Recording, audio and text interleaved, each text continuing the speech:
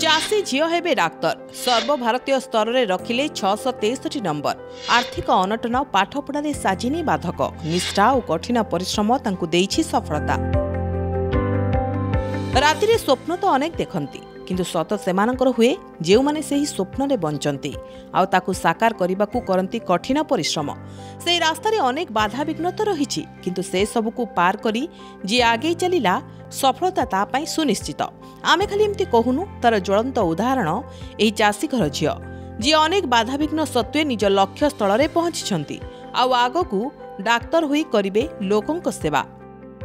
ए वर्ष मो झीटी होची नीट परीक्षा रे सक्सेस होईची 663 मार्क रखी आउ से मायाधर क्लासेस रे कोचिंग नौथुला आउ ता ना अमृता बेहेरा आउ मु एई गाँ रे चाष करे आउ एई चाषरु जहाँ जत किंचित संभव जहाँ रोजगार से सब पैसा पुले नाही आउ सेति ता मामू मौसा से माने पैसा किछि सहाय्य करंती सार माने अन्य सार माने सब सहाय्य करंती।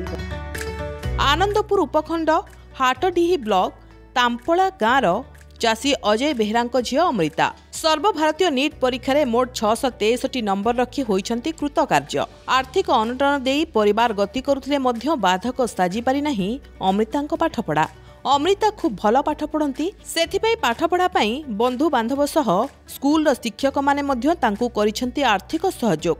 सेमानक सहयोग रे अमृता भुवनेश्वर रे कोचिंग नेले आउ एबे करिछंती नीट क्वालिफाई। बड़ कथा हेउची निज गाँरु से हेबे प्रथम डाक्तरी छात्री। एथिपई से निज बापा माँ स्कूल शिक्षक और जेजे बापा को श्रेय देइछंती। आगुकू जणे भल डाक्तर होई आर्थिक अनग्रसर रोगी सेवारे निजको नियोजित करने से लक्ष्य रखिछंती। मु नीट रे 663 नंबर रखिपारछि। मु मोर ए सफलतार श्रेय मु प्रथमे तो मु ईश्वर को देबी तापरे मु धरापृष्ठ को जे मते आनी छंती मो बापा माँ को निहाती भाबरे देबी कारण तांको सैक्रिफाइस जोगु ही आज मु एठी पहुँची पारिछि। आ विशेष करी मो बलिया जेजे तांको बिना मते ई प्रेरणा मिली पारि न थांता। जो माने अछंती आर्थिक अनग्रसर लोक तांको मु सेवा करिबी आ समस्त को मु सेवा करिबी आउ मु गोटे बहुत भल आदर्श डाक्तर जड़े हे। किछि भी हासिल करबा असंभव नुहे दरकार कठिन परिश्रम और मनोबल। एसबु थिले कोनोसी परिस्थिति आपन को हराई परिबनी। अमृता एहाकु सत करी एबे अनेकंक पई पालटी छंती उदाहरण।